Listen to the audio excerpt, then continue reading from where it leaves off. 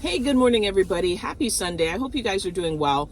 I want to keep this one really short, or relatively short, simply because I've spoken on this like often enough.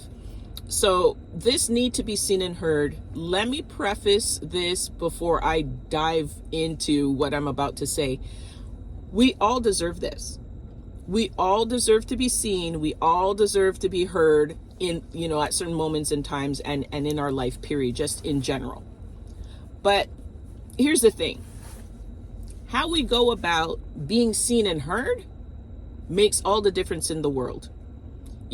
Everybody talks about being thirsty. Don't do that. Don't do that. It is one of the most embarrassing things to do for oneself.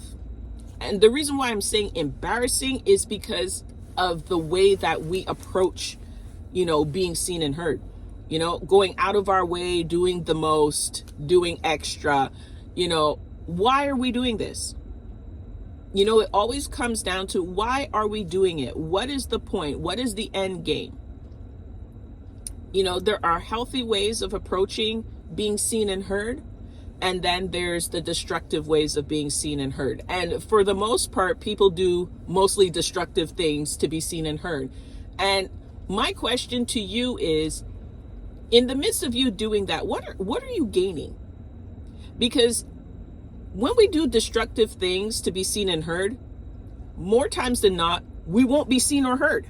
So my thing is that, why would that be our first approach? Like, honestly. So for me, what I'm trying to establish as an understanding is, yes, we all deserve to be seen and heard, but let's do it in healthy ways, number one. And number two, let's be discerning of the people who actually really do appreciate us as people, right? Because if you have people in your life that appreciate you and value you and, see you as someone important, you don't have to do the extra stuff. You don't have to act thirsty. Just be you. And I think it really boils down to you being comfortable with who you are. That's all it is. Being comfortable with who you are. And a lot of times, for a lot of people, they are not comfortable with who they are, and they're not comfortable with who they are because they don't know who they are. So before we can go about being seen and heard by people, let's discover what makes us special. Because when we have that understanding of what makes us special, what makes us unique, what makes us us, then less energy we'd expend trying to get people's attention all the time. So with that, I just want one last thing to kind of add on to this. As like a caveat, especially for people who are believers, do not allow the enemy an open door. If he has a crack, he will slip right through. If there's a crack in the window, he'll slip right through.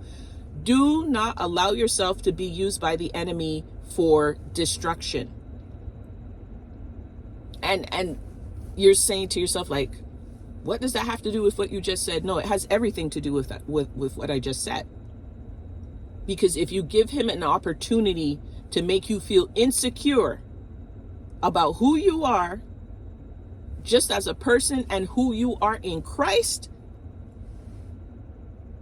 you're going to act thirsty. You're going to do the most. You're going to be extra. So it's not just for people who are just, walking around here, don't really have a relationship with God. It's more so for those who have a relationship with God, because you should already have a foundation.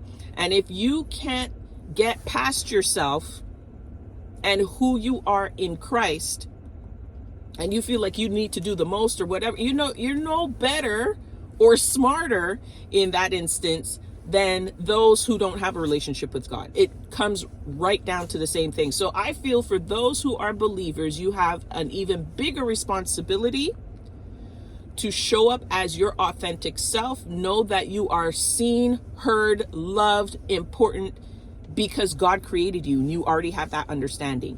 So I'm going to wrap it up on that. And I hope it resonates with you guys, and you guys really start thinking about what it means to be your authentic self, what it means to be, a child of God, all of that.